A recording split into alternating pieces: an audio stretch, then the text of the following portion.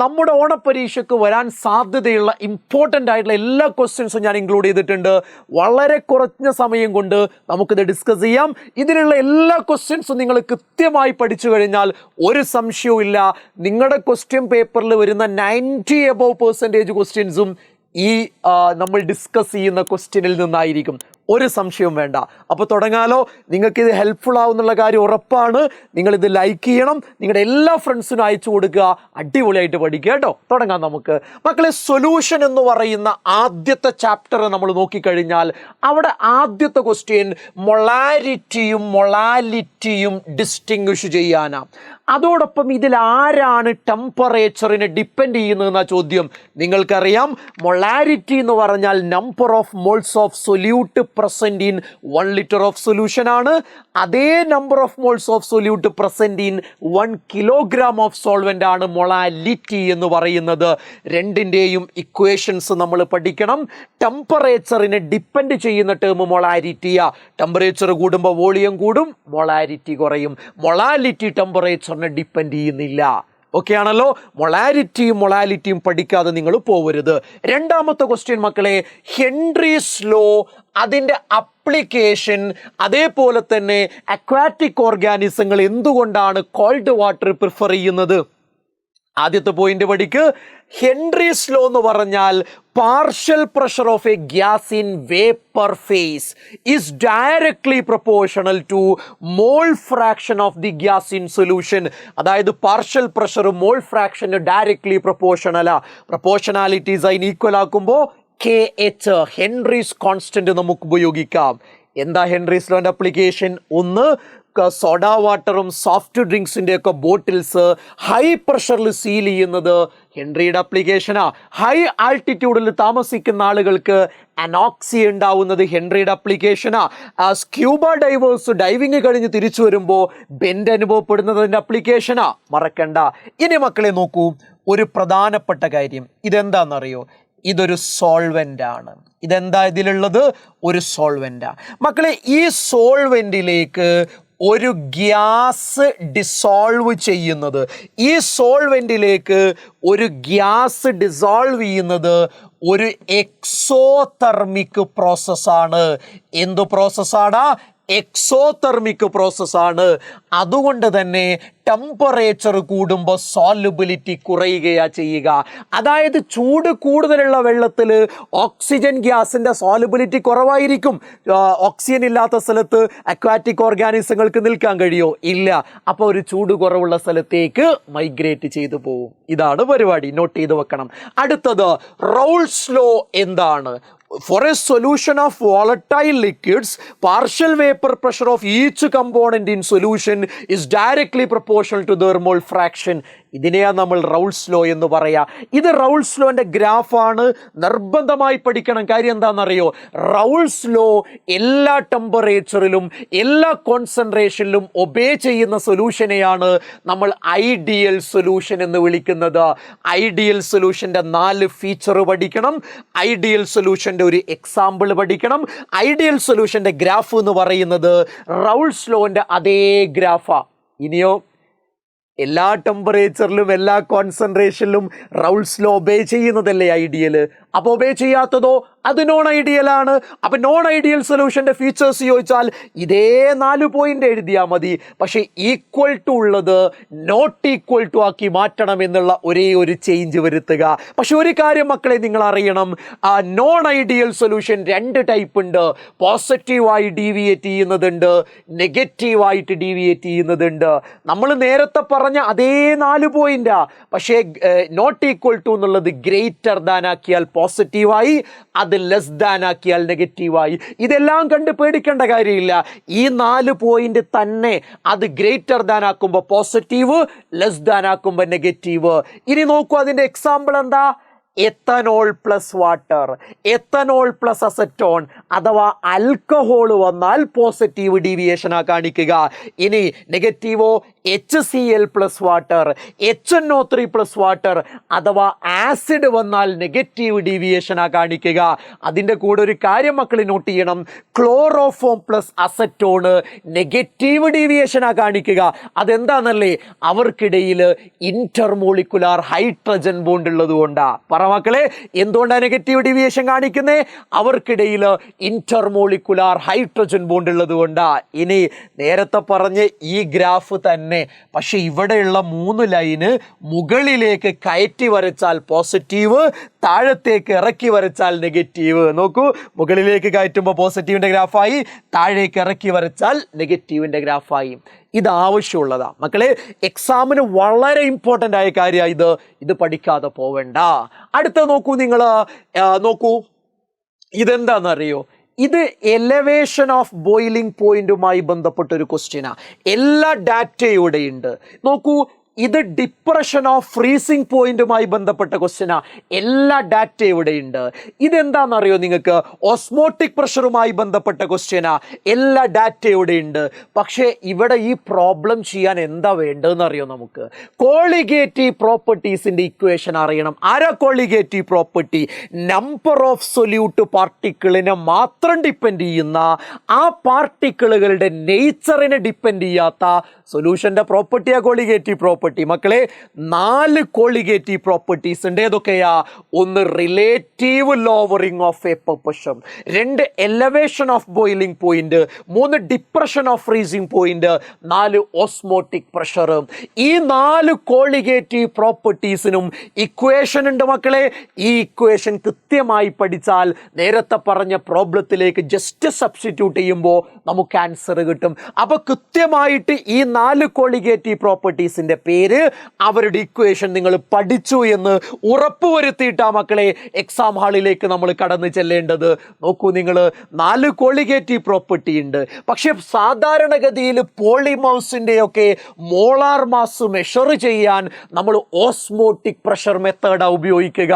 അതെന്താ അങ്ങനെ? അതിൻ്റെ കാരണം ഓസ്മോട്ടിക് പ്രഷർ മെത്തേഡിന് ചില അഡ്വാൻറ്റേജുകൾ ഉണ്ട്. എന്താണെന്നല്ലേ മക്കളെ? ഓസ്മോട്ടിക് പ്രഷർ നോർമൽ റൂം ടെമ്പറേച്ചറിൽ മെഷർ ചെയ്യാൻ കഴിയും. ഓസ്മോട്ടിക് പ്രഷറിൽ മൊളാരിറ്റിയാണ് നമ്മൾ ഉപയോഗിക്കുന്നത്.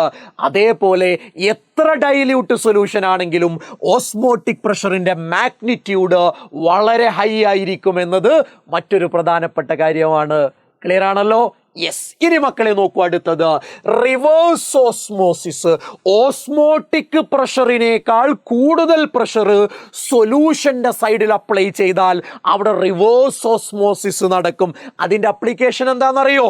Purification of water, desalination of sea water എക്സാമിന് ക്വസ്റ്റ്യൻ ആയിട്ട് വരാറുണ്ട്. ഓക്കെ ആണല്ലോടാ? ഇനി നോക്കൂ, വാൻഡോ ഫാക്ടർ കാണാനുള്ള ഇക്വേഷൻ ആണ് number of moles of particle after association or dissociation divided by number of moles of particle before association or dissociation. ഇവിടെ തന്നിരിക്കുന്നതൊക്കെ ionic കോമ്പൗണ്ടുകളാണ്. അവർക്കൊക്കെ ഡിസോസിയേഷനാ സംഭവിക്കുക.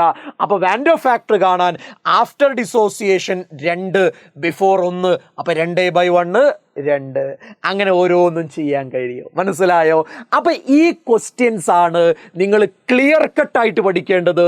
ഇതെല്ലാം നീറ്റായിട്ട് പഠിച്ചു കഴിഞ്ഞാൽ ഇതിൽ നിന്ന് തന്നെയായിരിക്കും മെജോറിറ്റി ഓഫ് ക്വസ്റ്റ്യൻസും നിങ്ങൾ എഴുതാൻ പോകുന്ന ഓണപരീക്ഷയ്ക്ക് ചോദിക്കാൻ പോകുന്നത്. ഓക്കെ ആണല്ലോ? അങ്ങനെയാണ് ഇലക്ട്രോ കെമിസ്ട്രിയിലേക്ക് കിടക്കാം മക്കളെ. ഇലക്ട്രോ കെമിസ്ട്രിയിലേക്ക് നമ്മൾ എൻ്റർ ചെയ്യുമ്പോൾ അവിടെ ആദ്യം തന്നെ നമ്മളെ കാത്തിരിക്കുന്ന ക്വസ്റ്റ്യൻ നോക്കൂ. ഇവിടെ ഒരു സെല്ല് തന്നിട്ടുണ്ട്.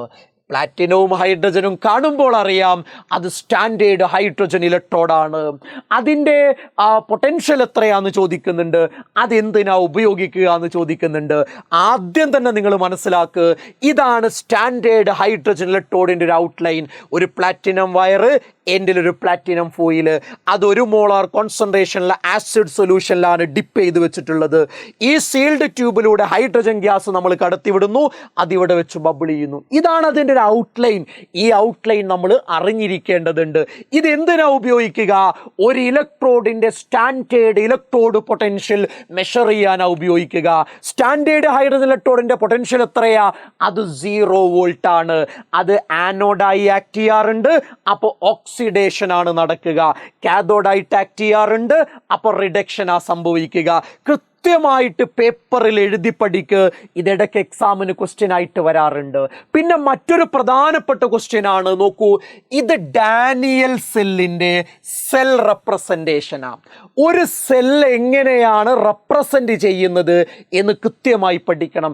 ആദ്യം ആനോഡ്, പിന്നെ അതിൻ്റെ ഇലക്ട്രോലൈറ്റിലുള്ള കാറ്റയോണ്, പിന്നെ ഡബിൾ സ്ലാഷ് അഥവാ സാൾട്ട് ബ്രിഡ്ജ്, പിന്നെ കാഥോഡ് ഇട്ട് വെച്ചിരിക്കുന്ന ഇലക്ട്രോലൈറ്റിലെ കാറ്റയോണ്, പിന്നെ കാഥോഡ്. മറക്കണ്ട, ലെഫ്റ്റിലുള്ള ആളെയാണ് ആനോഡ് എന്ന് പറയുക, റൈറ്റിലുള്ള ആളെയാണ് കാഥോഡ് എന്ന് പറയുക. അപ്പൊ ഡാനിയൽ സെല്ലിലെ ആനോഡ് ആരാ? സിങ്ക്. ഡാനിയൽ സെല്ലിലെ കാഥോഡ് ആരാ? കോപ്പർ. ഡാനിയൽ സെല്ലിലെ സിങ്കിന് എന്താ സംഭവിക്കുന്നത്? ഓക്സിഡേഷൻ. ഡാനിയൽ സെല്ലിലെ കാഥോഡിന് എന്താ സംഭവിക്കുന്നത്? റിഡക്ഷൻ. മറന്നു പോണ്ട. Write the Nernst equation of Daniel cell. Daniel സെല്ലിന്റെ നേർഡ്സ്റ്റ് ഇക്വേഷൻ റിപ്പീറ്റഡ് ക്വസ്റ്റ്യൻ ആണ്, പഠിക്കാതെ പോവരുത്. ഡാനിയൽ സെല്ലിലെ കാഥോഡ് കോപ്പറ. ആ കോപ്പറിൽ നേർഡ്സ്റ്റ് ഇക്വേഷൻ അപ്ലൈ ചെയ്യുമ്പോൾ നമുക്ക് ഇങ്ങനെയാ കിട്ടുക. ആനോഡ് സിങ്ക, സിങ്കിൽ നേർഡ്സ്റ്റ് ഇക്വേഷൻ അപ്ലൈ ചെയ്യുമ്പോൾ ഈ ഇക്വേഷനാ കിട്ടുക. അപ്പൊ നേർഡ്സ്റ്റ് ഇക്വേഷൻ എഴുതാൻ മാത്രമല്ല, അത് വെച്ച് ഈ സെല്ല് കാൽക്കുലേറ്റ് ചെയ്യാൻ ചോദിക്കാം. അപ്പൊ ഈ കാഥോഡ് മൈനസ് ഈ ആനോഡ് അല്ലേ ഈ സെല്ല് അഥവാ സെൽ പൊട്ടൻഷ്യൽ അഥവാ EMF. അപ്പൊ കിട്ടുക. ഇത് ഇങ്ങനെ തന്നെ നിങ്ങൾ സ്ക്രീൻഷോട്ട് എടുത്തു വെക്കണം, ഇങ്ങനെ തന്നെ പേപ്പറിൽ എഴുതി വെക്കണം. ഇത് പഠിച്ചിട്ട് നിങ്ങൾ അടുത്ത പോയിന്റ് പഠിച്ചാൽ മതി. കാര്യം അത്രയും ഇമ്പോർട്ടൻ്റ് ആണ്, വെരി വെരി ഇമ്പോർട്ടൻ്റാ, മറന്നു പോവരുത്. സമയം ദീർഘിപ്പിക്കണ്ട എന്ന് വിചാരിച്ചിട്ടാണ് ഞാൻ എഴുതി വെച്ചത്. എഴുതിയെടുത്തോ, മോസ്റ്റ് ഇമ്പോർട്ടൻറ്റ് ക്വസ്റ്റ്യനാ. റെഡിയാണല്ലോ മക്കളെ? യെസ്, അടുത്ത പോയിന്റ് വാ. Limiting molar conductivity of weak electrolyte. ഒരു വീക്ക് ഇലക്ട്രോലൈറ്റിൻ്റെ ലിമിറ്റിംഗ് മോളാർ കണ്ടക്ടിവിറ്റി ഗ്രാഫ് ഒന്നും കിട്ടില്ല. അതിന് നമ്മൾ കോൾറാഷ്യസ് ലോ തന്നെ അപ്ലൈ ചെയ്യണം. സാറേ കോൾറാഷ്യസ് ലോ എന്താ? പഠിക്കേണ്ടതുണ്ട്. എന്താണെന്നറിയോ? Limiting molar conductivity of an electrolyte can be represented as the sum of individual contributions of cation and anion. ഒരു ഇലക്ട്രോലൈറ്റിൻ്റെ ലിമിറ്റിംഗ് മോളാർ കണ്ടക്ടിവിറ്റി എന്ന് പറഞ്ഞാൽ അതിനകത്തുള്ള കാറ്റയോണിൻ്റെയും ആനയോണിൻ്റെയും ലിമിറ്റിംഗ് മോളാർ കണ്ടക്ടിവിറ്റിയുടെ സമ്മാണ്. NaCl എന്ന് പറയുന്ന ഇലക്ട്രോലൈറ്റിൻ്റെ ലിമിറ്റിംഗ് മോളാർ കണ്ടക്ടിവിറ്റി എന്ന് പറഞ്ഞാൽ അതിലുള്ള കാറ്റയോൺ Na+ൻ്റെയും അതിലുള്ള ആനയോൺ Cl-ൻ്റെയും ലിമിറ്റിംഗ് മോളാർ കണ്ടക്ടിവിറ്റിയുടെ സമ്മാണ്. അത്രയേ ഉള്ളൂ മക്കളെ. കോൾറാഷ്യസ് ലോന് പ്രധാനപ്പെട്ട രണ്ട് അപ്ലിക്കേഷൻ ഉണ്ട്. ഒന്ന്, വീക്ക് ഇലക്ട്രോലൈറ്റിൻ്റെ ലിമിറ്റിംഗ് മോളാർ കണ്ടക്ടിവിറ്റി കാണുക എന്നത് തന്നെയാണ്. രണ്ടാമത്തത്, വീക്ക് ഇലക്ട്രോലൈറ്റിൻ്റെ ഡിഗ്രി ഓഫ് ഡിസോസിയേഷൻ കാണുക എന്നുള്ളതാ. കോൾറാഷ്യസ് ലോ ഡിഫൈൻ ചെയ്യാൻ പഠിക്കണം. കോൾറാഷ്യസ് ലോൻ്റെ രണ്ട് അപ്ലിക്കേഷൻസ് നോട്ട് ചെയ്തു വെക്കുന്നത് എന്തുകൊണ്ടും നല്ലത്. നമുക്ക് എഴുതാലോ? എഴുതിക്കൂടെടാ? എഴുതാം. ഇനി മക്കളെ, മൊളാർ കണ്ടക്ടിവിറ്റി കാണാനുള്ള പ്രോബ്ലം ചോദിക്കും. അപ്പൊ നിങ്ങളുടെ കയ്യിൽ ഇത് സേഫ് ആയിട്ടുണ്ടാവണം. എന്താ? Molar conductivity is equal to kappa അഥവാ conductivity into 1000 divided by molarity. നോക്കൂ, കാപ്പയുടെ വാല്യൂ ഇവിടെ തന്നിട്ടുണ്ട്, മൊളാരിറ്റി 0.2 ആണെന്ന് തന്നിട്ടുണ്ട്. സബ്സ്റ്റിറ്റ്യൂട്ട് ചെയ്താൽ ആൻസർ കിട്ടൂലേ? കിട്ടും. അപ്പൊ ഇത് നിങ്ങൾ നീറ്റായിട്ട് എഴുതി വെക്കുക, പഠിക്കുക. ഇനി വളരെ പ്രധാനപ്പെട്ട ഒരു ക്വസ്റ്റ്യനാ, മൊളാർ കണ്ടക്ടിവിറ്റിയുടെ വേരിയേഷൻ വിത്ത് കോൺസെൻട്രേഷൻ. എന്താ? കോൺസെൻട്രേഷൻ കുറയുമ്പോൾ മൊളാർ കണ്ടക്ടിവിറ്റി കൂടുകയാ ചെയ്യുക. കോൺസെൻട്രേഷൻ കുറയുമ്പോൾ മൊളാർ കണ്ടക്ടിവിറ്റി കൂടുകയാ ചെയ്യുക. അതിൻ്റെ കാരണം എന്താണെന്നറിയോ? കോൺസെൻട്രേഷൻ കുറയുമ്പോൾ ഇന്റർഅയോണിക് ഇൻ്ററാക്ഷൻ കുറയും. ഇന്റർഅയോണിക് ഇൻ്ററാക്ഷൻ കുറയും. പക്ഷേ കോൺസെൻട്രേഷൻ കുറയുമ്പോൾ സ്ട്രോങ് ഇലക്ട്രോലൈറ്റിലും വീക്ക് ഇലക്ട്രോലൈറ്റിലും ഒരേപോലെയല്ല മൊളാർ കണ്ടക്ടിവിറ്റി കൂടുന്നത്. അത് ഈ ഗ്രാഫ് നോക്കിയാൽ മനസ്സിലാവും. KCl എന്ന് പറയുന്ന സ്ട്രോങ് ഇലക്ട്രോലൈറ്റിന്റെ limiting molar conductivity molar conductivity regular ആയിട്ടാ കൂടുന്നത്. ആ ഗ്രാഫ് നീട്ടി വരച്ചാൽ അതിൻ്റെ ലിമിറ്റിംഗ് മോളാർ കണ്ടക്ടിവിറ്റി കിട്ടും. എന്നാൽ വീക്ക് ഇലക്ട്രോലൈറ്റിന്റെ ലിമിറ്റിംഗ് മൊളാർ കണ്ടക്ടിവിറ്റി കൂടുന്നുണ്ട്, പക്ഷെ അത് എക്സ്പോണൻഷ്യൽ ആയിട്ടാ കൂടുന്നത്. അത് നീട്ടി വരച്ചാൽ അതിൻ്റെ ലിമിറ്റിംഗ് മോളാർ കണ്ടക്ടിവിറ്റി കിട്ടില്ല. അപ്പൊ ഈ ഗ്രാഫ് സഹിതം ഈ പോയിന്റ് നോട്ട് ചെയ്യേണ്ടതുണ്ട്, എക്സാമിന് ചോദിക്കാറുണ്ട്. പിന്നെ മക്കളെ നോക്കൂ, എന്താണ് ഗാൽവനിക് സെല്ലും ഇലക്ട്രോലിറ്റിക് സെല്ലും തമ്മിലുള്ള വ്യത്യാസം, ഗാൽവനിക് സെല്ല് കെമിക്കൽ എനർജിയെ ഇലക്ട്രിക്കൽ എനർജിയാക്കി മാറ്റുന്നു, ഇലക്ട്രോലിറ്റിക് സെല്ല് ഇലക്ട്രിക്കൽ എനർജിയെ കെമിക്കൽ എനർജിയാക്കി മാറ്റുന്നു. എന്താണ് ഗാൽവനിക്കും ഇലക്ട്രോലിറ്റിക്കും തമ്മിലുള്ള വ്യത്യാസം എന്നത് ഇമ്പോർട്ടൻ്റ് ആണ്, ഓർത്തിരിക്കണം. അടുത്തത്, ഇവിടെ ഒരു ക്വസ്റ്റ്യൻ തന്നിട്ടുണ്ട്. കോപ്പർ സൾഫേറ്റ് സൊല്യൂഷൻ ആണ്, 20 മിനിറ്റ് ഇലക്ട്രോളിസിസ് ചെയ്തു, 1.5 ആംപിയർ ആ കൊടുത്തിട്ടുള്ളത് എങ്കിൽ മാസ് ഡെപ്പോസിറ്റഡ് അറ്റ് കാഥോഡ്. ഇത് ഫസ്റ്റ് ലോ ഓഫ് ഇലക്ട്രോളിസിസുമായി ബന്ധപ്പെട്ട ക്വസ്റ്റ്യനാ. ഈ ഇക്വേഷൻ അറിയണം. എമൗണ്ട് ഓഫ് സബ്സ്റ്റൻസ് ഡെപ്പോസിറ്റഡ് ആണ് ചോദ്യം. അപ്പോൾ amount of substance deposited is equal to Z into IT. I എന്ന് പറഞ്ഞാൽ 1.5 ആംപിയർ ആണ്, T എന്ന് പറഞ്ഞാൽ 20 മിനിറ്റ്സ് ആണ്, ഇൻറ്റു 60 ചെയ്താൽ സെക്കൻഡിലേക്ക് എത്തിക്കാൻ പറ്റും. അപ്പോൾ ഇവിടെ Z മാത്രമേ അറിയാത്തതുള്ളൂ. Z എന്ന് പറഞ്ഞാൽ ഇലക്ട്രോ കെമിക്കൽ ഇക്വലൻസാ. ഇലക്ട്രോ കെമിക്കൽ ഇക്വലൻസ് കാണാൻ ഇക്വലൻ്റ് മാസ് അഥവാ ഇക്വലൻ്റ് വെയിറ്റ് ഡിവൈഡഡ് ബൈ 96,500. എടാ, ഇക്വലൻ്റ് മാസ് എങ്ങനെയാ കാണുക? ഇക്വലൻ്റ് മാസ് കാണാൻ atomic mass divided by valency. കോപ്പറിൻ്റെ വാലൻസി 2, അപ്പോൾ 63 ഡിവൈഡ് ബൈ 2 ചെയ്യുക, അതിനെ 96,500 ഡിവൈഡ് ചെയ്യുക, അപ്പോൾ നമുക്ക് Z കിട്ടും. അതിവിടെ സബ്സ്റ്റിറ്റ്യൂട്ട് ചെയ്യുക. ദെൻ 1.5 ഇൻറ്റു 20 ഇൻറ്റു 60 ചെയ്താൽ എത്ര എമൗണ്ട് ഓഫ് സബ്സ്റ്റൻസ് ആണ് ഡെപ്പോസിറ്റ് ചെയ്തത് എന്ന് വളരെ ക്ലിയർ ആയിട്ട് നമുക്ക് മനസ്സിലാക്കാൻ പറ്റും. റെഡിയാണല്ലോടാ? യെസ്. ഇനി അറിയേണ്ടത് 2 തരം ബാറ്ററീസ് ഉണ്ട്, അല്ലെ 2 തരം സെല്ലുകളുണ്ട്. പ്രൈമറി ഉണ്ട്, സെക്കൻഡറി ഉണ്ട്. അത് രണ്ടും തമ്മിലുള്ള ഒരു 2 ഡിഫറൻസ് പഠിക്കൽ നിർബന്ധമാണ്. പ്രൈമറിയിൽ ഇറിവേഴ്സിബിൾ റിയാക്ഷൻ, ഇവിടെ റിവേഴ്സിബിൾ റിയാക്ഷൻ. പ്രൈമറി റീചാർജ് ചെയ്യാൻ പറ്റില്ല, സെക്കൻഡറി റീചാർജ് ചെയ്യാൻ പറ്റും. പ്രൈമറിയുടെ ലൈഫ് വളരെ ഷോർട്ട് ലൈഫാണ്, ഇവിടെ ലോങ് ലൈഫാണ്. ഇത് എന്താ പറയുക, വളരെ ചീപ്പാണെങ്കിൽ ഇത് വളരെ കോസ്റ്റ്ലി ആണ്. എക്സാമ്പിൾ പഠിക്കണം. ഡ്രൈ സെല്ലും മെർക്കുറി സെല്ലും അതിൻ്റെ എക്സാമ്പിളാണ്. നിക്കൽ കാഡ്മിയം ലെഡ് സ്റ്റോറേജും സെക്കൻഡറിയുടെ എക്സാമ്പിളാണ്. ഇനി മക്കളെ, നിങ്ങൾ ഫുൾ മാർക്കാണ് പ്രതീക്ഷിക്കുന്നതെങ്കിൽ, നിങ്ങൾക്ക് ഫുൾ മാർക്കാണ് വേണ്ടതെങ്കിൽ ഈ 4 സെല്ലും ഡീറ്റെയിൽ ആയി പഠിക്കണം. ഡീറ്റെയിൽ ആയിട്ട് പഠിക്കണം. നോക്കൂ, ഡ്രൈ സെല്ലും മെർക്കുറി സെല്ലും ലെഡ് സ്റ്റോറേജും നിക്കൽ കാഡ്മിയവും ഞാൻ ഇവിടെ കൊടുത്തിട്ടുണ്ട്. അത് നിങ്ങൾക്ക് എന്തിനു വേണ്ടിയിട്ടാ മക്കളെ? ഈ നോട്ട് നിങ്ങൾക്ക് കിട്ടും കേട്ടോ. ഈ നോട്ട് നിങ്ങൾക്ക് കിട്ടും. അപ്പോൾ ആ നോട്ട് കിട്ടുന്ന സമയത്ത് അത് നിങ്ങൾക്ക് പഠിക്കാം. പക്ഷേ അതൊന്നും നിങ്ങൾ പഠിച്ചിട്ടില്ലെങ്കിലും അതിനേക്കാളൊക്കെ എത്രയോ ഇമ്പോർട്ടൻ്റ് ആണ് ഫ്യുവൽ സെല്ല് എന്ന് പറയുന്നത്. അതായത് മീത്തേനും ഹൈഡ്രജനും മെത്തനോളും പോലെയുള്ള ഫ്യുവൽസ് കമ്പഷൻ നടക്കുന്ന സമയത്ത് അവിടെ ഉണ്ടാവുന്ന എനർജിയെ ഡയറക്റ്റായിട്ട് ഇലക്ട്രിക്കൽ എനർജിയാക്കി മാറ്റുന്ന സെല്ലാണ് ഫ്യുവൽ സെല്ല് എന്ന് പറയുന്നത്. അത് പഠിക്കണം. എന്താണെന്ന് പഠിക്കണം. അതിൻ്റെ ഒരു ഔട്ട്ലൈൻ ഇവിടെ കൊടുത്തിട്ടുണ്ട്, അത് പഠിക്കണം. അതേപോലെ ആനോഡ്, കാഥോഡ്, നെറ്റ് റിയാക്ഷൻ പഠിക്കേണ്ടതാണ്. നിങ്ങൾക്ക് ഞാനിവിടെ കൊടുത്തിട്ടുണ്ട്, അത് പേപ്പറിൽ എഴുതിയെടുക്കുക, അത് പഠിക്കുക. നേരത്തെ dry cell, mercury, nickel cadmium lead storage അത് തൽക്കാലത്തിന് മാറ്റിവെക്ക്. ഇത് നിങ്ങൾ ആദ്യം പഠിക്കുന്നതിന് സാധ്യത വളരെ കൂടുതലാണ്. ഇതിന് ചില അഡ്വാൻറ്റേജുകളുണ്ട്. കാരണം എത്ര കാലം നിങ്ങൾക്ക് എന്താ പറയുക റിയാക്റ്റൻറ്റിനെ സപ്ലൈ ചെയ്യാൻ പറ്റുമോ അത്ര കാലം ഇത് വർക്ക് ചെയ്യും. ഇത് ഹൈലി എഫിഷ്യൻ്റ് ആണ്. ഇത് പൊല്യൂഷൻ ഫ്രീ ആണ്. ഇവിടെ നിങ്ങൾക്ക് അവസാനം കിട്ടുന്ന വാട്ടറിനെ നമുക്ക് എന്ത് ചെയ്യാൻ പറ്റും? ഡ്രിങ്കിങ് പർപ്പസിന് ഉപയോഗിക്കാൻ പറ്റും. അഡ്വാൻറ്റേജും എക്സാമിന് എപ്പോഴും ചോദിക്കുന്നതാ. അപ്പോൾ ഫ്യുവൽ സെല്ല് നിങ്ങൾ സമയമെടുത്ത് പഠിക്ക്. അതിൻ്റെ അഡ്വാൻറ്റേജ് നിർബന്ധമായി പഠിക്കുക. അതിൻ്റെ കൂടെ കൊറോഷൻ, നിങ്ങൾക്കറിയാലോ, മെറ്റൽസ് ഓക്സൈഡായിട്ട് മാറുക, മറ്റ് കോമ്പൗണ്ടുകളായിട്ട് മാറുക അല്ലേ? മോയിസ്ചറും അതേപോലെ തന്നെ എയറൊക്കെ ആയിട്ട് റിയാക്ട് ചെയ്ത് മറ്റ് കോമ്പൗണ്ടുകളായി മാറുക, അതാണ് കൊറോഷൻ. അതിൻ്റെ ടിപ്പിക്കൽ എക്സാമ്പിളാണ് റസ്റ്റിംഗ് ഓഫ് അയണിൻ്റെ ഇലക്ട്രോ കെമിക്കൽ റിയാക്ഷൻ പഠിക്കണം. റസ്റ്റിംഗ് ഓഫ് അയൺ പ്രിവെൻറ്റ് ചെയ്യാൻ ഉള്ള 2 മാർഗങ്ങൾ, പെയിൻ്റ് അടിക്കുന്നതും വർണിഷസ് കോട്ട് ചെയ്യുന്നതും ഗാൽവനൈസേഷനും ആൻറ്റി റസ്റ്റ് സൊല്യൂഷൻ ഉപയോഗിക്കുന്നതുമൊക്കെ നിങ്ങൾക്ക് പറയാം. ഏതെങ്കിലും 2 കൊറോഷൻ പ്രിവെൻറ്റ് ചെയ്യാനുള്ള മെത്തേഡ് നിങ്ങളുടെ കയ്യിൽ ഉണ്ടാവണം. അപ്പോൾ കൊറോഷനും ഫ്യൂൽ സെല്ലും പഠിച്ചതിന് ശേഷം മതി നേരത്തെ പറഞ്ഞ 4 സെല്ല് പഠിക്കാൻ. കാരണം അത് പഠിക്കാൻ കുറച്ച് സമയമെടുക്കും, കൺഫ്യൂഷൻ ഉണ്ട്.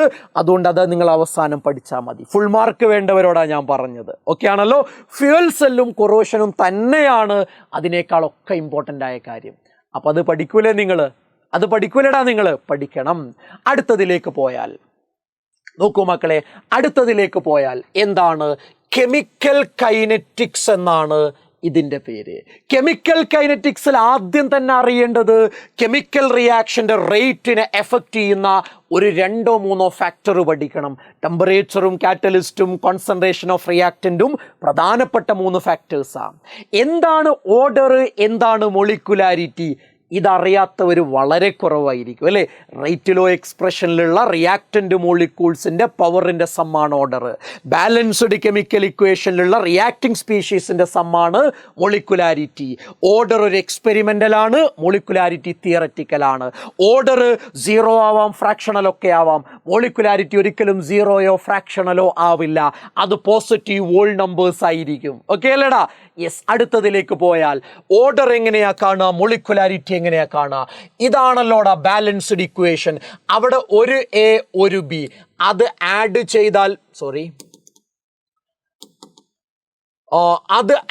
ചെയ്താൽ കിട്ടുന്നതാണ് മോളിക്കുലാരിറ്റി എന്ന് പറയുന്നത്.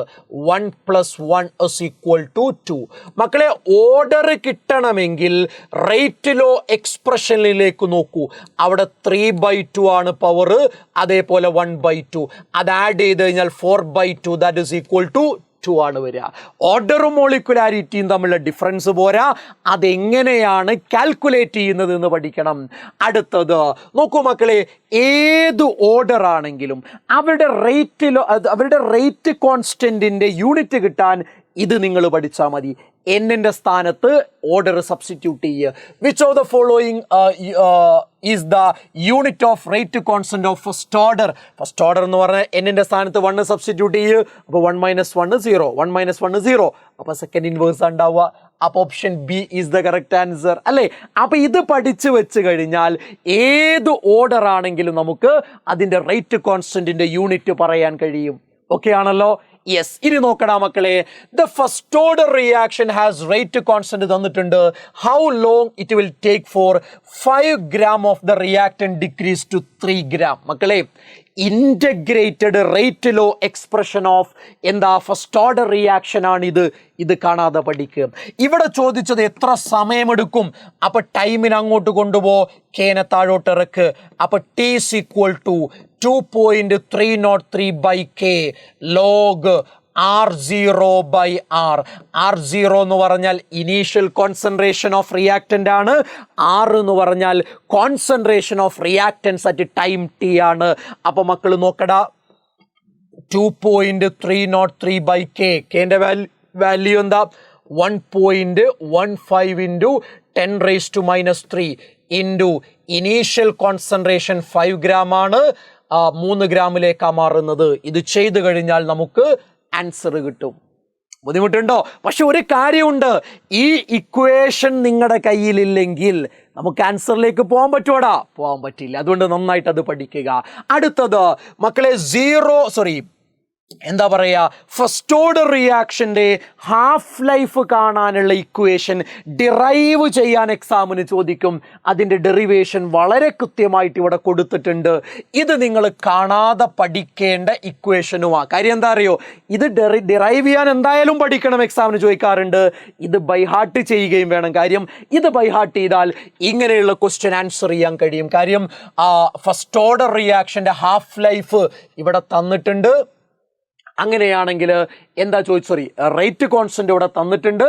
അങ്ങനെയാണെങ്കിൽ ഹാഫ് ലൈഫ് കാണാൻ എങ്ങനെ കാണാം?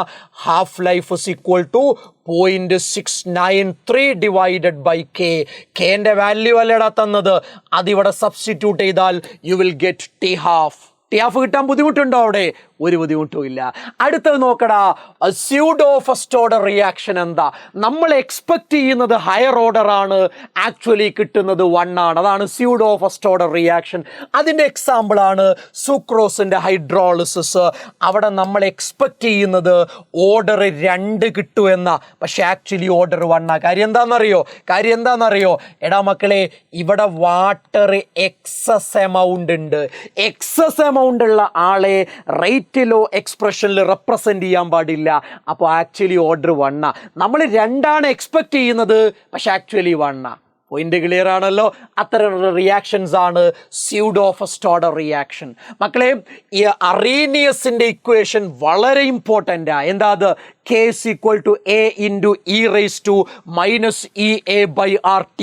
ഓരോ ടേമുകളും പഠിക്കണം. K rate constant, EA activation energy, R universal gas constant, T temperature.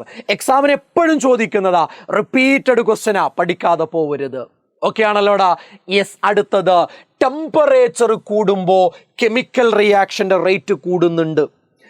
Catalyst add ചെയ്യുമ്പോൾ കാറ്റലിസ്റ്റ് ആക്ടിവേഷൻ എനർജി കുറക്കുന്നുണ്ട്, അതുവഴി കെമിക്കൽ റിയാക്ഷൻ്റെ റേറ്റ് കൂട്ടുന്നുണ്ട്. നമ്മൾ പഠിക്കണം. അതോടൊപ്പം നോക്കൂ മക്കളെ, ആക്ടിവേഷൻ എനർജി കാണാനുള്ള പ്രോബ്ലം വന്നാൽ ഈ ഇക്വേഷനാണ് നമ്മൾ അപ്ലൈ ചെയ്യേണ്ടത്. നോക്കൂ നിങ്ങൾ, റേറ്റ് ഡബിളായി എന്നാണ് പറഞ്ഞത്. എപ്പോൾ? ടെമ്പറേച്ചർ 298 നിന്ന് 308 മാറിയപ്പോൾ എന്ത് ഡബിളായി? റേറ്റ് ഡബിളായി. അപ്പോൾ നമ്മൾ എന്താ ചെയ്യാന്നറിയോ? റേറ്റ് ഡബിളായി, ലോഗ് K1 K ആയിട്ട് എടുക്കുക. K2 ഡബിൾ അല്ലേ, അപ്പോൾ 2K എന്നായിട്ട് എടുക്കുക. So that is equal to activation energy divided by 2.303 × R. മക്കളെ, R-ൻ്റെ വാല്യൂ 8.314. T2 എന്ന് പറഞ്ഞാൽ 308, T1 എന്ന് പറഞ്ഞാൽ 298. 298 × 308. ഇത് റീഅറേഞ്ച് ചെയ്താൽ നോക്കൂ നിങ്ങൾ, റീഅറേഞ്ച് ചെയ്യുമ്പോൾ K ക്യാൻസൽ ചെയ്യാം. ഇനി പ്രശ്നമുണ്ടോ?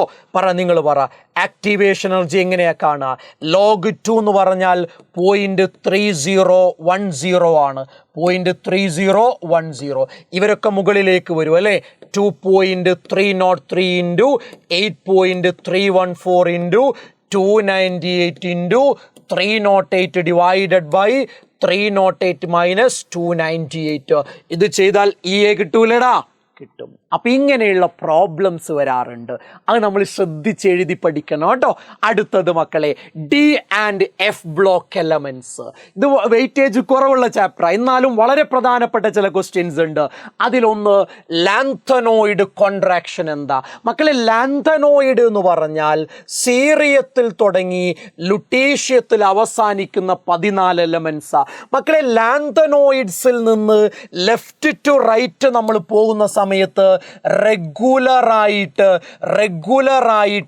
സൈസ് കുറഞ്ഞു വരുന്നുണ്ട്. ആ റെഗുലറായിട്ട് സൈസ് കുറഞ്ഞു വരുന്നതിനെയാണ് ലാന്തനോയിഡ് കോൺട്രാക്ഷൻ എന്ന് പറയുക. അത് നിർബന്ധമായി പഠിക്കേണ്ട ക്വസ്റ്റ്യനാടാ, എന്താണ് ലാന്തനോയിഡ് കോൺട്രാക്ഷൻ്റെ റീസൺ? അതിൻ്റെ പ്രധാനപ്പെട്ട റീസൺ എന്ന് പറയുന്നത് poor screening effect of എന്താണ്? F orbital ആണ്. poor screening effect of F orbital.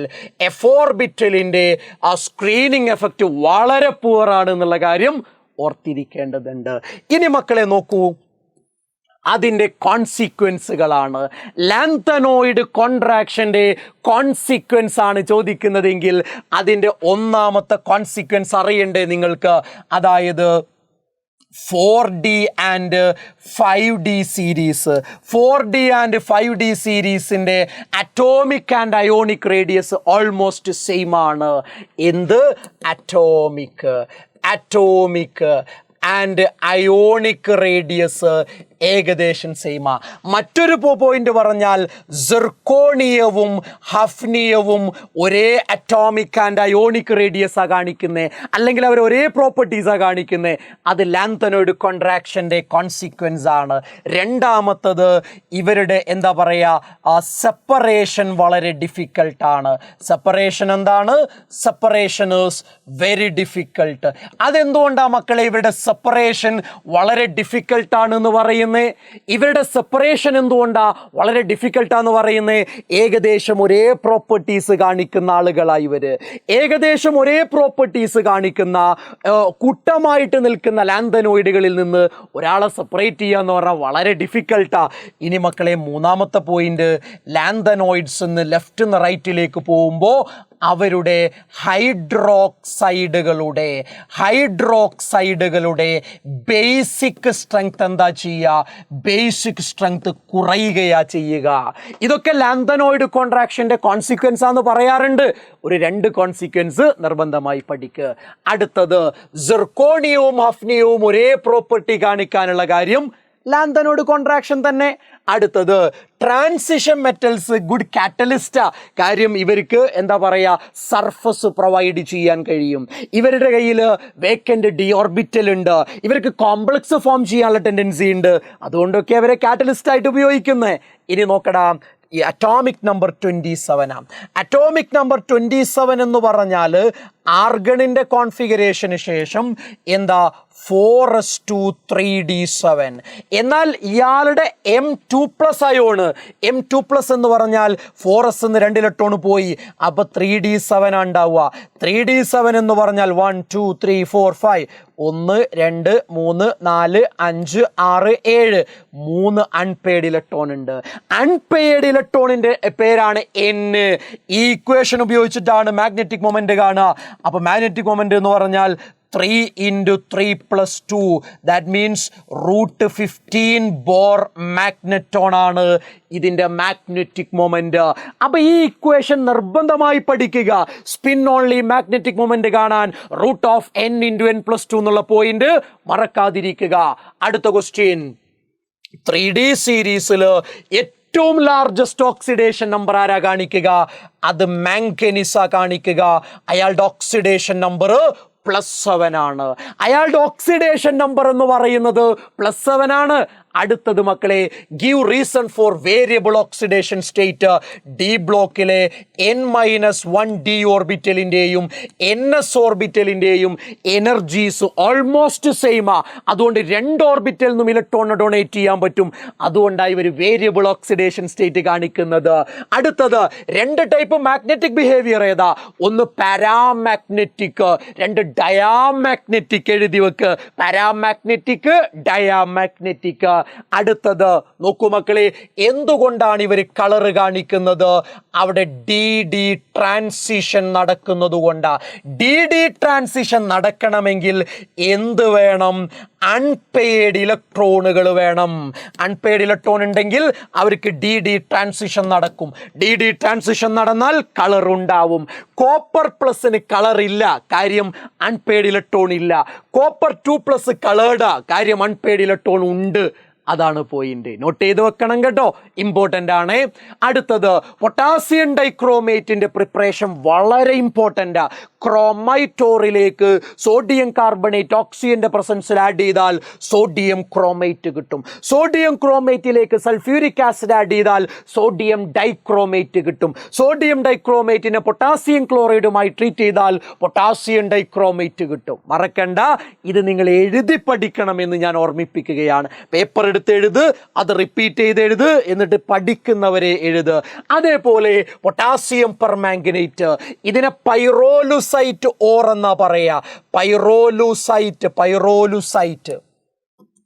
പൈറോലുസൈറ്റ് or എന്ന് പറഞ്ഞാൽ മാംഗനീസ് ഡയോക്സൈഡ്, അതിലേക്ക് പൊട്ടാസ്യം ഹൈഡ്രോക്സൈഡ് ഓക്സിജന്റെ പ്രസൻസിൽ ആഡ് ചെയ്ത് ചൂടാക്കിയാൽ പൊട്ടാസ്യം മാംഗനേറ്റ് കിട്ടും.